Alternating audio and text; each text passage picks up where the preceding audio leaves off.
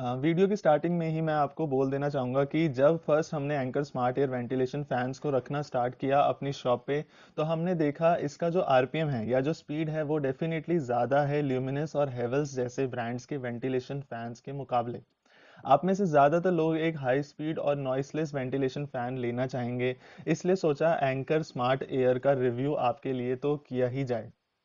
आप सभी को नमस्कार। मैं सुमित जायसवाल, एक इलेक्ट्रिकल और इलेक्ट्रॉनिक्स इंजीनियर। ये वीडियो मैं प्रॉनिक्स लाइटिंग एंड इलेक्ट्रिकल से शूट कर रहा हूँ। तो आप में से जो लोग नोएडा या उसके आसपास रहते हैं तो डेफिनेटली हमारे इलेक्ट्रिकल स्टोर को आप विजिट कर सकते हैं। आज की वीडियो के लिए मैंने पिक किया है anchor smart air ventilation fan. देखेंगे इसकी अनबॉक्सिंग, इसमें क्या खास बात है और इसकी इंस्टॉलेशन के टाइम पे आपको किन चीज़ों का ध्यान रखना है वो भी जानेंगे। वेंटिलेशन फैंस या एग्जॉस्ट फैंस मस्ट है बाथरूम में और किचन में लगाने के लिए, क्योंकि यहीं पे सबसे ज़्यादा मॉइस्चर और स्मेल होती है।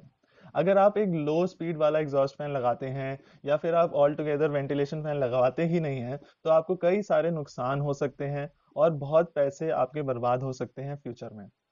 नहाने के बाद ह्यूमिडिटी लेवल्स जो है वो बढ़ जाता है बाथरूम में, हर जगह पानी होता है, जिसे जल्द से जल्द रिमूव करना बहुत ही इंपॉर्टेंट है, वरना वहाँ पे बैक्टीरियाज वायरसेस डेवलप होने लगेंगे, जो आपके लिए भी और आपकी फैमिली के लिए बिल्कुल भी अच्छा नहीं है, बिल्कुल भी उनकी हेल्थ के लिए अच्छा नहीं है।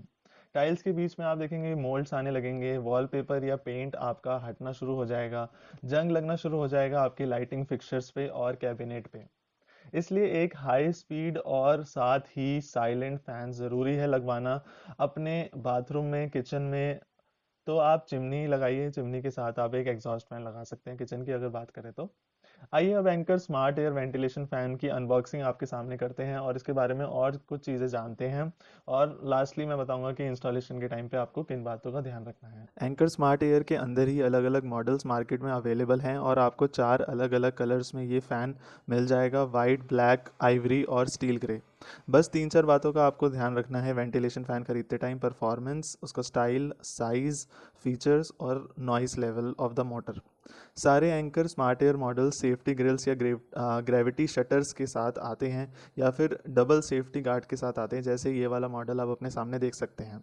2 साल की इस पर ऑन साइड वारंटी रहती है, करीबन करीबन सेम आपको दूसरे ब्रांड्स में भी मिलती है। ये फ़ैन 30 से 35 वॉट बिजली लेता है। अलग अलग मॉडल्स हैं पर ये 30 से 35 की वॉट की रेंज में ही ये बिजली लेता है।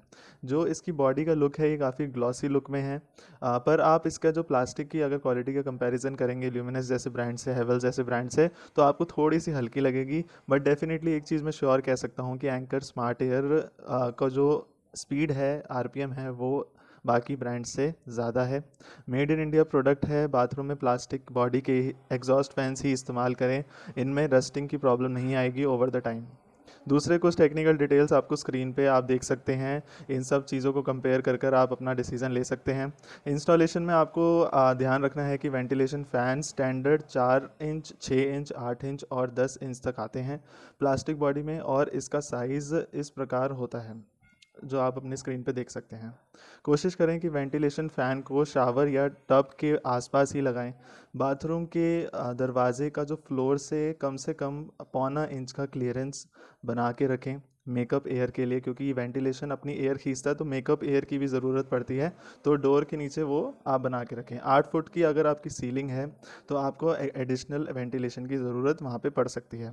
चैनल को सपोर्ट करने के लिए नीचे दिए हुए लोएस्ट प्राइस के लिंक से इन एग्जॉस्ट फैंस को खरीदें। और कोई भी इलेक्ट्रिकल प्रोडक्ट से रिलेटेड डाउट है तो कमेंट्स में पूछे या व्हाट्सएप करके मुझे पूछ सकते हैं। मैं सबका रिप्लाई कर रहा हूँ। Bye and take care.